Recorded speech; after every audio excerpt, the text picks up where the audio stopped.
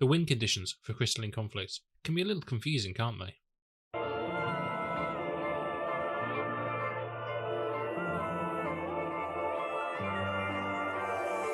When you're first starting out with Crystalline Conflict, understanding the win conditions and the different types of them can be a little tricky, can't it? Because of that, I wanted to make this beginner's guide to win conditions, just so that I can maybe help people understand how you actually win in Crystalline Conflict.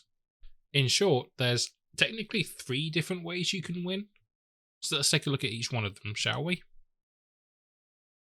So the first one is pretty obvious. Get the crystal to the goal.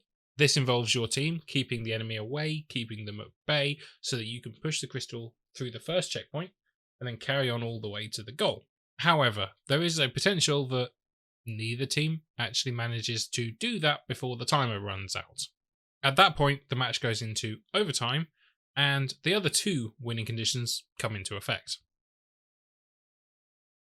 So when it comes to overtime, the first win condition comes into play if you were in the lead when overtime started. At the top of the screen, you'll see a percentage, which is a percentage of how much progress you've made towards getting the crystal to the goal. If your percentage was higher when overtime started, you were in the lead, and you have one very specific thing you need to do in order to win. Clear out the crystal. Basically, if you get all of the enemy team out of the crystal area, you win. Basically, if there are no enemies on the crystal, you win. On the other hand, if your progress was lower, or you were tied, it's a little bit more difficult.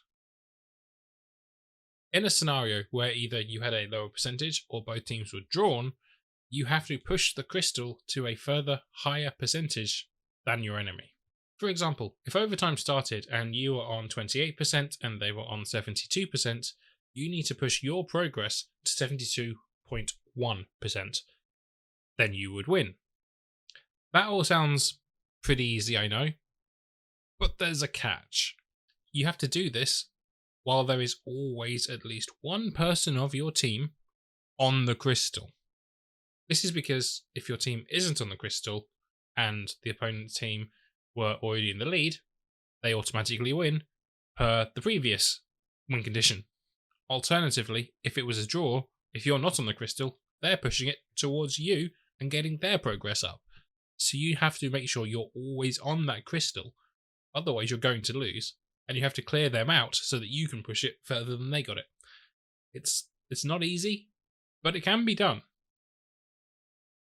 So yeah, in short, there's basically 3 ways to win Crystalline Conflict. The first one, push the crystal to the goal. Simple as that. If that doesn't work, you've either then got to clear the crystal out, or push it further than the enemy had pushed it. I hope this has helped clear up some of the confusion around the win conditions for Crystalline Conflict. If you have any questions regarding Crystalline Conflict, feel free to let me know in the comments below. Or if you wanted to, you can come by my Crystalline Conflict streams over on Twitch and ask me directly there and get an instant response. At least semi-instant, I might be in a match at the time. Either way, thanks for watching, and yeah, have a great day.